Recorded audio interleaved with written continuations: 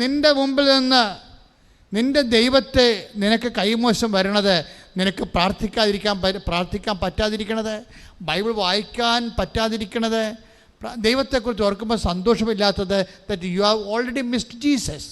നിങ്ങൾക്ക് കർത്താവിന് നഷ്ടപ്പെട്ടു എങ്കിൽ ഈ അമ്മയെപ്പോലെ അപ്പം തിന്ന് സംതൃപ്തരായത് കൊണ്ടല്ല, അപ്പം കിട്ടുമെന്നുള്ള ആശയം പ്രത്യാശ ഉള്ളത് കൊണ്ടല്ല, യേശുവിനെ നഷ്ടപ്പെട്ടു, പ്രാർത്ഥിക്കാൻ കഴിയുന്നില്ല, കുർബാനയ്ക്ക് പോകാൻ കഴിയുന്നില്ല, കുടുംബ പ്രാർത്ഥന ചെയ്യാൻ കഴിയുന്നില്ല എന്ന ഒറ്റ കാര്യം കൊണ്ട് ഈശോയെ നഷ്ടപ്പെട്ടവരെ തോന്നിയാൽ അമ്മയെപ്പോലെ മനസ്സിടറിക്കൊണ്ട് അന്വേഷിക്കാൻ പോവുമെങ്കിൽ അപ്പോഴും ഈശോ നമ്മൾ യഥാർത്ഥ യേശുവിൻ്റെ അമ്മയായി മാറും. പ്രാർത്ഥിക്കുക. കർത്താവായ ദൈവമേ, അടയാളങ്ങൾ കാണാതെ അന്വേഷിച്ച അമ്മയുടെ മക്കളായി ഞങ്ങള് ഞങ്ങളുടെ ജീവിതത്തിലെ ദൈവത്തിന്റെ സാന്നിധ്യം നഷ്ടപ്പെട്ടെന്ന് തിരിച്ചറിഞ്ഞാൽ അങ്കലാപ്പോടെ അമ്മയെപ്പോലെ ഉത്കണ്ഠയോടെ തിരിച്ചു നടക്കാൻ ഞങ്ങൾക്ക് അഭിഷേകം നൽകണം. തിരിച്ചു നടക്കാൻ അഭിഷേകം നൽകണം. ശ്രുതികട്ടെ ഹല്ലേലൂയ, ഹല്ലേലൂയ, ഹല്ലേലൂയ, ഹല്ലേലൂയ, യേശുവേ നന്ദി, ഹല്ലേലൂയ, ഹല്ലേലൂയ, യേശുവേ ഈശോയെ നഷ്ടപ്പെട്ട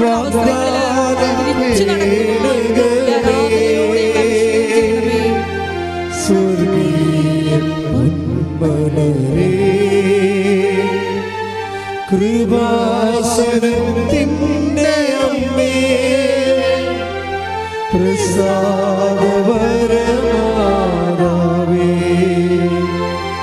കൃപാസനത്തിൻ്റെ അമ്മേ പ്രസാദവരമാതാവേ.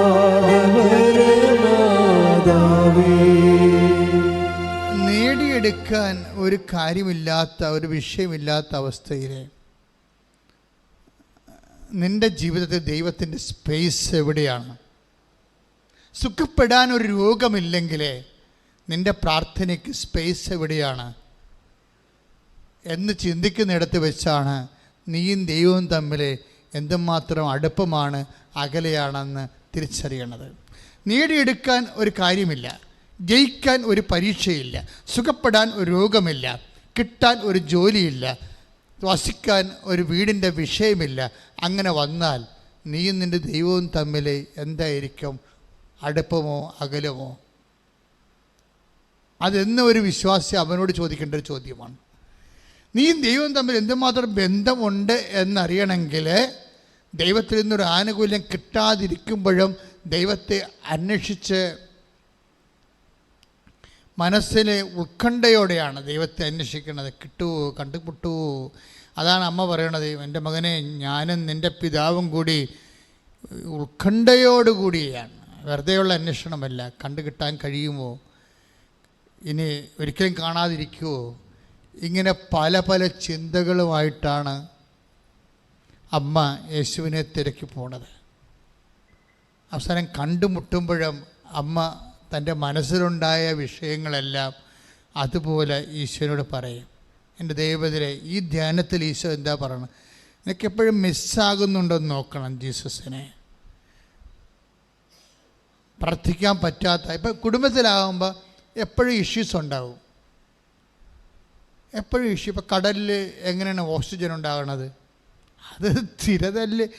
ഈ കടലിലെ മത്സ്യങ്ങളൊക്കെ അല്ലെങ്കിൽ ഈ ജലാശയത്തിലെ മത്സ്യങ്ങളൊക്കെ എവിടെ നിന്നാണ് ഭക്ഷണം ഓക്സിജൻ എടുക്കേണ്ടത്? വെള്ളത്തിൽ നിന്നല്ലേ.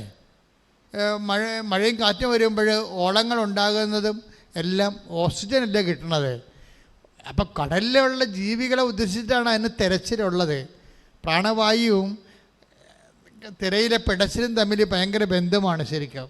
ഇപ്പം നമ്മൾ തന്നെ തിരയൊന്നും ഇല്ലാ സ്ഥലങ്ങളിലൊക്കെ ചെമ്മീനൊക്കെ വളർത്തുമ്പോൾ നിങ്ങൾ കണ്ടിട്ടില്ലേ? ശാസ്ത്രീയമായിട്ട് ചെമ്മീൻ വളർത്തുന്ന സ്ഥലങ്ങളിൽ തന്നെത്താൻ തിര ഉണ്ടാക്കി കൊടുക്കും. ഒരു മെഷീൻ വെച്ച് തിര ഉണ്ടാക്കി കൊടുക്കും, പതപ്പിച്ച്, വെള്ളം പതപ്പിച്ച് കൊടുക്കും.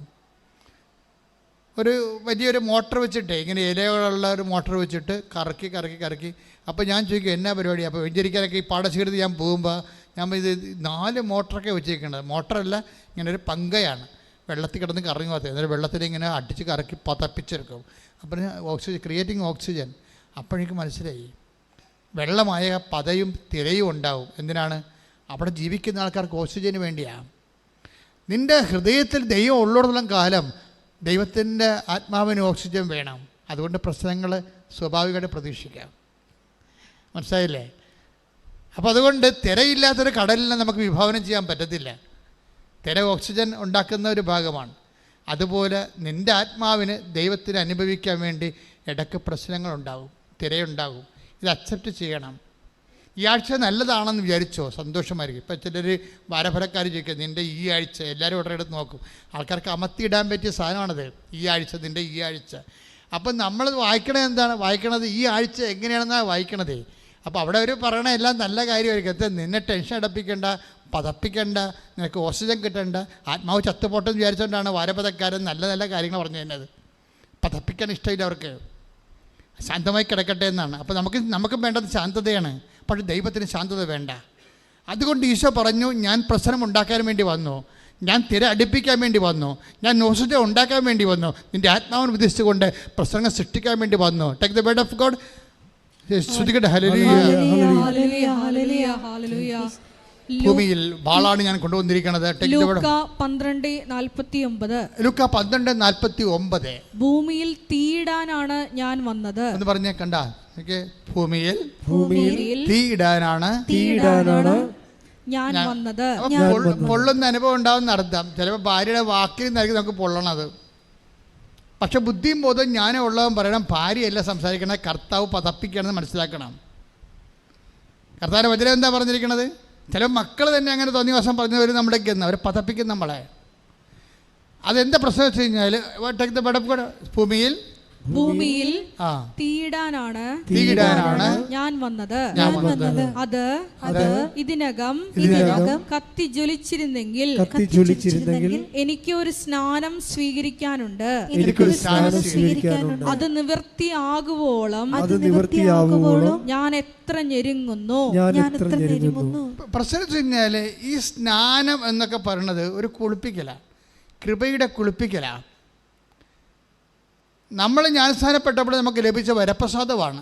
ഈ വരപ്രസാദം എന്ന് പറയുന്ന ഓക്സിജൻ, ആത്മാവിൻ്റെ ശ്വസനവായുവാണത് വരപ്രസാദം. ഈ കൃപ ഉണ്ടാകണമെങ്കിൽ കുരിശുണ്ടാകണം. അതുകൊണ്ട് തീ ഇടയ്ക്കിടയ്ക്ക് വീഴും, പൊള്ളുന്ന അനുഭവം ഉണ്ടാവും, പതപ്പിക്കും. ഇതിൻ്റെ പ്രശ്നം എന്താ? ഇതെല്ലാം അക്സെപ്റ്റ് ചെയ്തുകൊണ്ട് വേണം ലൈഫിനെ ദൈവത്തിനെ അതിനകത്ത് കക്ഷി ചേർക്കാൻ. അങ്ങനെ വരുമ്പോൾ എന്താ പറ്റണത്? ഉത്കണ്ഠയൊക്കെ ഉണ്ടാവും. പക്ഷേ അതിൻ്റെ പേരിൽ പെയ്തും പെരുക്കുകയും ബഹളം ഉണ്ടാക്കുകയും അസ്വസ്ഥപ്പെടുകയും ചെയ്യത്തില്ല. എന്താ കാര്യം? അമ്മ ഹൃദയത്തിൽ സംഗ്രഹിച്ചെന്ന് അതിൻ്റെ കൂടെ എഴുതിയിരിക്കണത്. ഉത്കണ്ഠ ഉണ്ടായി, പക്ഷെ ഉത്കണ്ഠയുടെ അർത്ഥം കക്ഷിക്ക് മനസ്സിലായി. ഞാനും നിൻ്റെ പിതാവും കൂടി നിന്നെ നഷ്ടപ്പെട്ടപ്പോഴേ ഞാനും നിൻ്റെ ഇപ്പോൾ 2:48 എന്താ പറയണത്? ലുക്കാൻ്റെ സുവിശേഷം 2:48, ഞാനും നിൻ്റെ പിതാവും കൂടി നിന്നെ ഉത്കണ്ഠയോടെ അന്വേഷിക്കുകയായിരുന്നു. പക്ഷേ ഉത്കണ്ഠ ഉണ്ടാക്കിയ സാഹചര്യം എന്താണ് എന്ന് ആൾ മനസ്സിലാക്കി കഴിഞ്ഞു. അത് പിതാവിൻ്റെ പ്രവൃത്തിയാണെന്ന് മനസ്സിലായി. കർത്താവ് പറയുന്നുണ്ട്, കണ്ടുമുട്ടിയപ്പോൾ ഈശോ പറയുന്നുണ്ട്, നിങ്ങൾ എന്തിനാണ് എന്നെ അന്വേഷിച്ചത്? ഞാൻ എൻ്റെ പിതാവിൻ്റെ പ്രവൃത്തികളിൽ വേപൃതനായിരിക്കേണ്ടവരാണെന്ന് നിങ്ങൾക്ക് അറിയാമല്ലോ. I presuppose that it is not to you. എനിക്കറിയാം നിങ്ങൾക്കത് അറിയേണ്ടതാണെന്ന്. പക്ഷേ അമ്മയുടെ സ്വഭാവമല്ലേ, അമ്മയല്ലേ, പെട്ടെന്ന് ആശയമൊന്നും ഓർത്തില്ല. ആൾ കൈ മോശം വന്നപ്പോൾ പടച്ചുപോയി, ആൾ ഉത്കണ്ഠ കയറിപ്പോയി. ആ ഉത്കണ്ഠ അഡ്രസ്സ് ചെയ്തുകൊണ്ടാണ് ഈശോ സംസാരിക്കുന്നത്. ഇങ്ങനെ ഉത്കണ്ഠപ്പെടേണ്ട കാര്യമില്ല, it is not to U.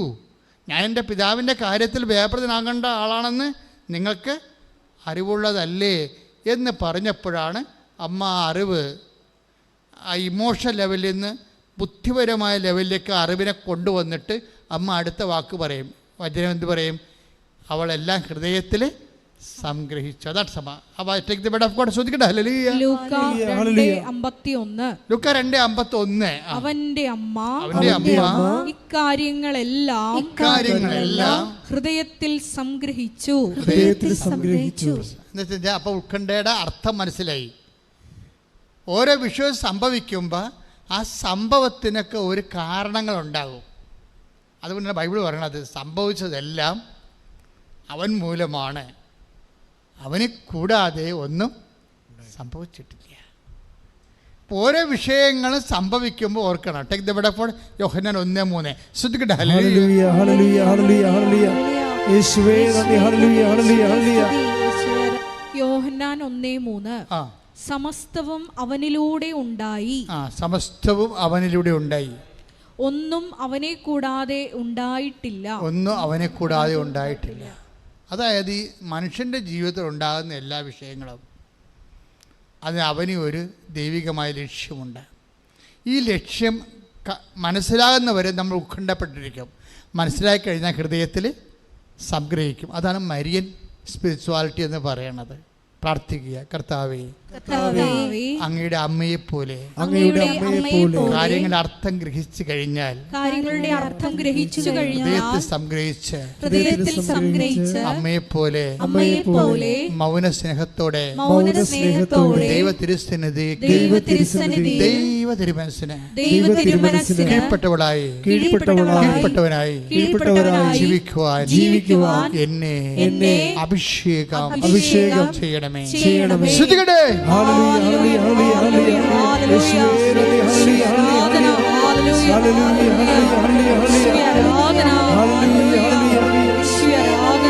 Hallelujah വാഗ്ദാന പേടകമേ സ്വർഗീയ പൊന്മലരേ കൃപാസനത്തിൻ്റെ അമ്മേ പ്രസാദവരമാതാവേ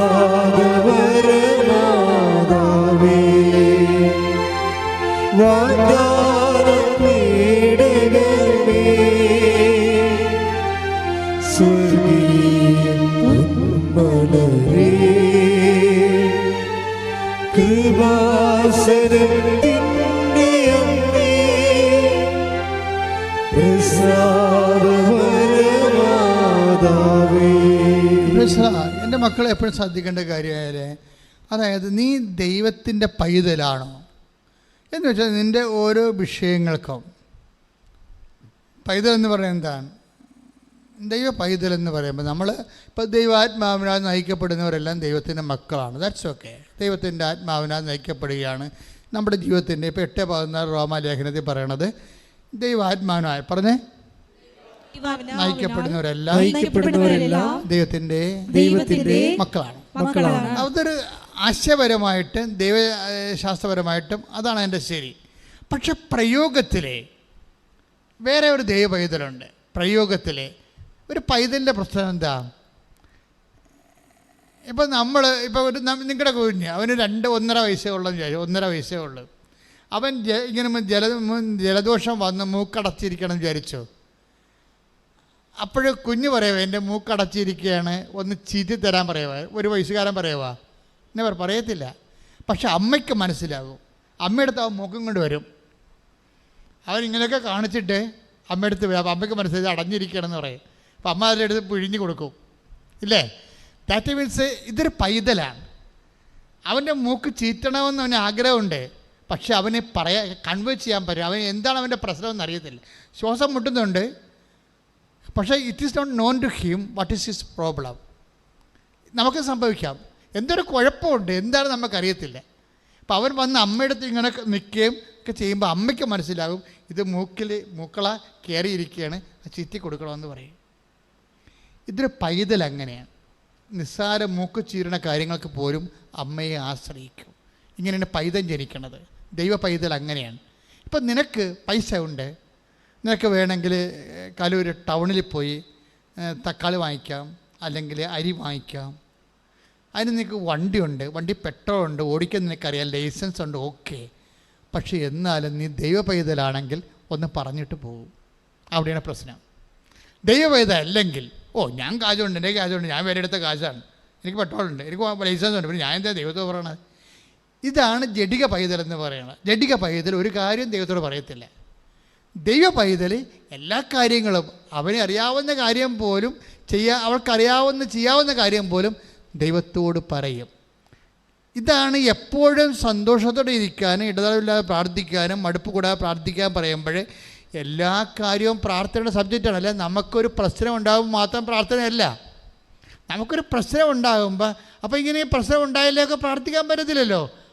അതാണ് പ്രശ്നം. അപ്പം നമുക്ക് പണമില്ലെങ്കിൽ മാത്രം അപ്പൻ്റെ അടുത്ത് വരികയും പണം ഉള്ളപ്പോൾ കൂട്ടുകാരത്ത് പോവുകയും ചെയ്യുമ്പോൾ ശരിക്കും പറഞ്ഞാൽ നീ ജാരസന്തതിയാണ്.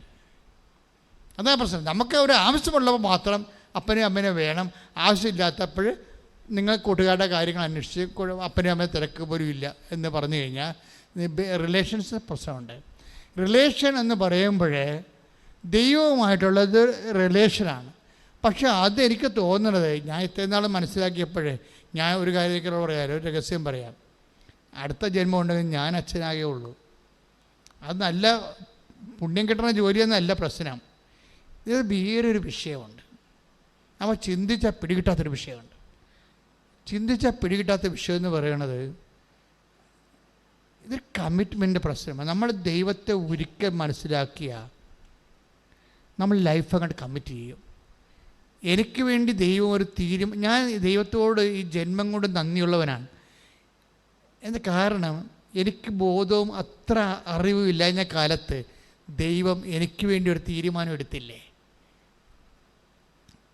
ഞാൻ SLC പാസ്സാകുമ്പോൾ ഞങ്ങളുടെ കൂട്ടത്തിൽ നിന്ന് ഞാൻ മാത്രമേ ഈ ജോലിക്ക് വന്നുള്ളൂ. ബാക്കി എല്ലാവരും സ്വാഭാവികമായിട്ട് കുടുംബജീവിതത്തിലേക്കാണ് പോയത്. പക്ഷേ ദൈവം എനിക്ക് വേണ്ടി തിരഞ്ഞെടുത്ത് തന്നത് എനിക്ക് മനസ്സിലായത്, ഇത് ശരിക്കൊരു വേർപാട് ജീവിതമാണെന്ന് മനസ്സിലായത് 75 ഞാൻ പൂർണ്ണ കാലത്തല്ല. 75 കഴിഞ്ഞിട്ട് 80 കഴിഞ്ഞിട്ട് 81 1981 ആണ് ഞാൻ അവിടെ സഭാവസ്ത്രം സ്വീകരിക്കുന്നത്. സഭാവസ്ത്രം സ്വീകരിക്കണവരെ I am not that conscious about.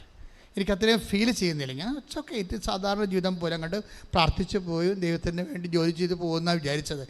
സഭാവസ്ത്രം സ്വീകരിക്കുന്ന തലേ ദിവസമായപ്പോൾ എൻ്റെ മനസ്സ് കിടുങ്ങിപ്പോയി. കാര്യം ഇനി വേറെ ഒരു ലൈഫാണ്, സെറ്റ് അപ്രാട്ട്. അപ്പോൾ എന്നിട്ട് ദൈവം എന്നാ ചെയ്തെന്ന് കഴിഞ്ഞാൽ ഈ സഭാവസ്ത്രത്തിന് ഭയങ്കര വിലയാണെന്ന് എനിക്ക് മനസ്സിലാക്കാൻ വേണ്ടി പല പരീക്ഷകരെ തോപ്പിച്ചിട്ട് അവരെന്നെ പറഞ്ഞു വിടുമെന്നുള്ള കണ്ടീഷൻസ് വന്ന് 2 പ്രാവശ്യം വന്ന്. അപ്പോൾ ഞാൻ കരഞ്ഞു കൂവി കാര്യക്കെട്ട് വീണ്, കർത്താവേ എൻ്റെ ഈ ജന്മം എനിക്ക് അച്ഛനാകണം, എനിക്ക് കുർബാന അർപ്പിക്കണം, എനിക്ക് ദൈവജനത്തിൽ ജോലി ചെയ്യണം, എനിക്ക് മിഷൻ ജോലി ചെയ്യണം, എന്നെ പറഞ്ഞു വിടരുത്. ഞാൻ കർത്താവ് അച്ഛന്മാരോടൊന്നും ഞാൻ പറഞ്ഞിട്ടില്ല എന്നെ പറഞ്ഞു വിടരുതെന്ന്. ഞാൻ എൻ്റെ കർത്താവിനോട് പറഞ്ഞേ എപ്പോഴും എന്നെ പറഞ്ഞു വിടരുത്, എനിക്ക് നിനക്ക് വേണ്ടി ജീവിക്കാൻ വേണ്ടിയാണ് ഞാൻ വന്ന്, എന്നെ എത്രയും വേഗം അച്ഛനാ. 2 മണി തൊട്ട് 4 മണി വരെയൊക്കെ ഞാൻ രാത്രി 3 കൊല്ലം അടുപ്പിച്ച് പ്രാർത്ഥിച്ചിട്ടുണ്ട്. രാത്രി 2 മണിക്ക് എഴുന്നേറ്റ് പോകും ബെഡ് എന്നിട്ട് 3-ാം നിലയിൽ പോയി ഒറ്റയ്ക്കിരിക്കും. 4 മണി വരെ ഇന്ന് പ്രാർത്ഥിച്ചിട്ടുണ്ട്. അത് ഏത് കാലഘട്ടം, കോളേജിൽ പഠിക്കണ PDC പഠിക്കണ കാലഘട്ടത്തിൽ പോലും. അപ്പം അത്രയും തീഷ്ണമായി എനിക്ക് പ്രാർത്ഥിക്കാനുണ്ടായിരുന്നു. പക്ഷെ ആ ഇടയ്ക്കാണ് എനിക്കിതുപോലെ പഠനത്തിൽ പ്രശ്നം വരുമ്പോൾ അവർ ഡിസ്മിസ് ചെയ്യുമെന്ന് പറയും. അപ്പോൾ ഞാൻ വിഷമിക്കും. പക്ഷേ കർത്താവ് എന്താ ചെയ്തുകൊണ്ടിരുന്നത്? മനഃപൂർവ്വം ഇങ്ങനെ ഉടുപ്പ് തരത്തില്ല, സ്വഭാവസ്ഥം തരത്തില്ല എന്നും പറഞ്ഞുകൊണ്ട് എൻ്റെ മനസ്സിനെ കശക്കി അത് ചോദിച്ചു വാങ്ങാൻ വേണ്ടി എന്നെ കരയിപ്പിക്കുന്ന അവസ്ഥ കൊണ്ട് ആക്കി. എന്തിനാണ്? ആ ഉടുപ്പിൻ്റെ വില എന്നെ മനസ്സിലാക്കിയിട്ടാണ് ഉടുപ്പ് തന്നിരിക്കണത്. അതുകൊണ്ട് ഞാൻ ഉടുപ്പ് ഊരിയത്തില്ല. ഒരിക്കലും ഞാൻ പാൻസെറ്റ് നിങ്ങൾ എന്നെ കണ്ടുകൊണ്ടാണ് പുറത്ത് ഞാൻ പോകത്തില്ല. ഈ 40 കൊല്ലമായിട്ട് പോയിട്ടില്ല. പഴയ സാഹിത്യ അക്കാദമി പഠിച്ചപ്പോൾ, തൃശ്ശൂർ പഠിച്ചപ്പോൾ അവിടുത്തെ അച്ഛനായതുകൊണ്ട് അവിടുത്തെ ഈ പബ്ലിക് ക്ലോസറ്റൊക്കെയാണ്. അവിടെ മാത്രമാണ് ഞാൻ പാൻസ് ഇട്ട് പോയിരിക്കുന്നത്. വേറെ പോയിട്ടില്ല, പരമാവധി പോയിട്ടില്ല. പിന്നെ ട്രെയിനിൽ കിടന്ന് ഉറങ്ങാൻ നേരത്തുള്ളൂ ഓക്കെ വിട്ട് ആണ് ഞാൻ ട്രെയിനെ കയറണത്. 3ാമത്തെ ചിലപ്പോൾ നമുക്ക് ബെർത്തൊക്കെ കിട്ടുമ്പോൾ അകലെ യാത്രയ്ക്ക് ചിലപ്പോൾ 3ാമത്തെ നിലയെ കിട്ടത്തുള്ളൂ. അപ്പോൾ അവിടെ ചെന്ന് കിടന്നിട്ട് ഞാൻ ഉടുപ്പ് വരും. ഞാൻ ഇങ്ങനെ പറഞ്ഞതെന്ന് വെച്ചാൽ നമ്മൾക്ക് അതിനോട് അറ്റാച്ച്മെൻറ്റുള്ള രീതിയിലാണ് ദൈവം നമ്മളെ വളർത്തിയെടുത്തത്. ഇതിന് വരുന്ന വിഷയം എന്ന് പറയണത്, ഒരിക്കൽ നമ്മൾ ദൈവത്തെ മനസ്സിലാക്കി കഴിഞ്ഞാൽ, ഇനി നിങ്ങളുടെ കാര്യം എന്നേക്കാൾ സന്തോഷമാണ്. കാര്യം നിങ്ങൾ കുടുംബജീവിതത്തിലുള്ളവരാണ്. എനിക്കാണെങ്കിൽ 1 മാസത്തിലൊക്കെ ഒരു പ്രശ്നം ഉണ്ടാകത്തുള്ളൂ. നിങ്ങൾക്ക് 1 ദിവസം ഒരു പ്രശ്നം ഉണ്ടാവും. അതാണ് വിഷയം. അതായത് എനിക്ക് വേണ്ട ഒരു പുണ്യം ഞാൻ നേടണമെങ്കിൽ 1 മാസത്തെ പറ്റത്തുള്ളൂ. നിങ്ങൾക്കാണെങ്കിൽ എപ്പോഴും വിഷയം ഉണ്ടാവും. കുടുംബത്തിൽ ജീവിക്കുന്നു, സമൂഹത്തിൽ ജീവിക്കുന്നു, അയൽവാസികളുടെ പ്രശ്നം, എല്ലാവരുമായിട്ട് പ്രശ്നമല്ലേ. അതായത് എല്ലാം നിങ്ങളുടെ മേക്കെട്ട് കയറാൻ വരും. ഞങ്ങളുടെ അധികം ആൾക്കാർ മേക്കെട്ട് കയറാൻ വരത്തില്ല. ഞാൻ പിന്നെ മേക്കെട്ട് കയറാമെന്നേ മിണ്ടത്തില്ല. അവിടെ പോയി കത്തിക്കൊന്നും ബാക്കി പിടിക്കത്തില്ല. ചിലപ്പോൾ തോറ്റു കൊടുക്കണം, പാടി തോറ്റു കൊടുക്കുക. എന്താ കാര്യം? ഈശോ ജയിക്കേണ്ട കാരണം ഞാൻ എന്നെ ജയിപ്പിക്കാൻ വേണ്ടി ഞാൻ അങ്ങനെ നോക്കത്തില്ല. അങ്ങനെ ഒരു ന്യൂട്രലായിട്ട് നിൽക്കുകയുള്ളൂ. ചിലപ്പോൾ ചേട്ടാ മനസ്സ് ശരിയല്ലെന്നൊക്കെ പറയുന്നത്, അല്ലാതെ വേറെ ഒന്നും പറയത്തില്ല. എന്താ പ്രശ്നം വെച്ചാൽ ഒരു ഇഷ്യൂ അങ്ങനെ ഡെവലപ്പ് ക്രിയേറ്റ് ചെയ്താൽ അവിടെ എനിക്ക് ജയിക്കേണ്ട ആവശ്യമില്ല. അവിടെ ഞാൻ ജയിച്ച ചിലപ്പോൾ ഈശോ തോക്കുകയാണെങ്കിൽ തീർച്ചയായിട്ടും നമ്മൾ ജയിച്ചതുകൊണ്ട് പ്രയോജനമില്ലാതെ വരും. അപ്പോൾ അത് കുറച്ച് നാൾ നിങ്ങൾ പരിശോധിച്ച് കഴിയുമ്പോൾ മനസ്സിലാകും. ഒത്തിരി കാര്യങ്ങൾക്ക് പോയി നിങ്ങൾ വാക്കത്തിക്ക് വട്ടം പിടിക്കേണ്ട ആവശ്യമില്ല. കുറച്ച് കണ്ട് വിട്ടുകൊടുക്കുക. ദൈവത്തെ നിങ്ങളെ പ്രധാനപ്പെട്ട ആളായിട്ട് കണ്ടിട്ട് ദൈവം എൻ്റെ ജീവിതത്തിൽ എൻ്റെ വിശ്വാസം തോക്കരുത്, ഞാൻ തോറ്റാലും എൻ്റെ വിശ്വാസം തോക്കരുതെന്ന് പറയണം. അങ്ങനെ വന്നാൽ നിങ്ങൾ ഒരു പ്രശ്നവും നിങ്ങൾക്ക് ഉണ്ടാകത്തില്ല. ഞാൻ തോറ്റാലും എൻ്റെ വിശ്വാസം, കാര്യം എൻ്റെ വിശ്വാസം എന്ന് പറയുന്നത് എന്താണ്? എൻ്റെ ദൈവത്തിലാണ് ഞാൻ വിശ്വസിക്കുന്നത്. അപ്പം ദൈവമാണത്. വിശ്വാസം തന്നെ എത്തിക്കണത് ദൈവത്തിലല്ലേ എത്തിക്കണത്. അപ്പോൾ അത് ഒരു നിലപാടിൻ്റെ ഭാഗമാണ്. ആധ്യാത്മിക ജീവിതം എന്ന് പറയുന്നത് കുറച്ചിങ്ങനെ കസ്തർക്കം എന്നൊക്കെ പറഞ്ഞാൽ പ്രാർത്ഥിക്കണമല്ല. അത് സൈലൻ്റ് ആയിട്ടുള്ള ഒരു ഡിസ്പോസിഷനാണ്, നിലപാടാണത്. ഒരു നിശബ്ദ നിലപാടാണ് ആധ്യാത്മികത എന്ന് പറയുന്നത്. അത് നിനക്കും നിൻ്റെ ദൈവത്തിനും എല്ലാവർക്കും അത് എക്സ്പ്ലെയിനബിൾ അല്ല. എല്ലാവരോടും അവർ പറയും ബുദ്ധിമോശം കാണിച്ചില്ലേ, മണ്ടത്തരമല്ലേ, ഇതെന്താണ് മറ്റുള്ള നമ്മുടെ വായുടെ അകത്ത് കയറി കൈയിട്ട് കഴിഞ്ഞാൽ സ്വാഭാവികമായിട്ട് അളം മുട്ടി ആരാണ് കടിക്കാത്തത്, നീ മനുഷ്യരാണെന്നൊക്കെ അത് ചോദിക്കും. That's okay. അമ്മ ഇതിനെല്ലാം പറ്റിയ ആളാണ്. അമ്മ ദൈവം നഷ്ടപ്പെട്ടു പോകാതിരിക്കാൻ വേണ്ടി ഒരിക്കൽ നഷ്ടപ്പെട്ട എൻ്റെ അനുഭവം അവർക്ക് മനസ്സിലാക്കിയതാണ്. അവർക്ക് അത്ര ഉത്കണ്ഠയായിട്ട് ഉറങ്ങാത്ത രാത്രിയായിരുന്നു. 2-ാമത്തെ ദിവസവും 3-ാം ദിവസമാണ് ഈശോനെ കണ്ടുമുട്ടുന്നത്. അപ്പോൾ ഉത്കണ്ഠ കൊണ്ട് ഉറങ്ങാതെ കിടന്ന ദിവസമാണ്. അപ്പോൾ ദൈവം നഷ്ടപ്പെടുന്നത് എന്താണെന്ന് ഈ അമ്മയ്ക്കറിയാം. അതുകൊണ്ട് അമ്മ എപ്പോഴും ഹൃദയത്തിൽ സംഗ്രഹിക്കുകയുള്ളൂ. കാര്യം ഞാൻ ജയിച്ചിട്ടോ ഞാൻ ദൈവം നഷ്ടപ്പെടരുത് എന്നുള്ള ഒരു ചിന്ത. ആധ്യാത്മിക ജീവിതം സത്യസന്ധമായ ഒരു നിലപാടുകളാണ്. ഞാൻ എന്താ ഇങ്ങനെ പറഞ്ഞതെന്ന് വെച്ച് കഴിഞ്ഞാൽ, എപ്പോഴും സന്തോഷമായിട്ടിരിക്കുക, ഇടതടവില്ലാതെ പ്രാർത്ഥിക്കുക. ഈ മുത്തേടൻ അച്ഛൻ ബൈബിൾ തർജ്ജിമ ചെയ്തപ്പോൾ പറഞ്ഞത് ഭഗ്നാശരാകാതെ നിരന്തരം പ്രാർത്ഥിക്കാനുള്ള പുതിയ സംസ്കൃത വാക്കൊന്നും അല്ല പുള്ളിക്കാരൻ പറഞ്ഞത്, മടുപ്പ് കൂടാതെ പ്രാർത്ഥിക്കണമെന്ന്. അതാണ് എനിക്കിഷ്ടം. ഞാൻ ഈ POC-ക്കാരൻ്റെ തർജ്ജിമയേക്കാൾ ഞാൻ ഇന്നും മനസ്സിൽ കൊണ്ടുവയ്ക്കണ മുത്തേടൻ ഉൾഗാത്തായി നേരിട്ട് എടുത്തിട്ട് നാട്ടുഭാഷയിൽ സംസാരിക്കും. മടുപ്പ് കൂടാതെ പ്രാർത്ഥിക്കാൻ അവൻ അവരോട് ഇപ്പോൾ പറഞ്ഞു. അപ്പോൾ സ്വാഭാവികമാണ്, മനുഷ്യൻ്റെ അനുഭവമായിട്ട് ബന്ധമാണത്. പ്രാർത്ഥനയ്ക്കുള്ളിടത്തോളം മടുപ്പ് വേറെ എന്തിനുണ്ട്? വേറെ ഒന്നിനുമില്ല. ഈ ലോകത്ത് നമുക്ക് ഏറ്റവും കൂടുതൽ മടുപ്പുള്ള സംഭവം എന്താണ്? പ്രാർത്ഥനയാണ്.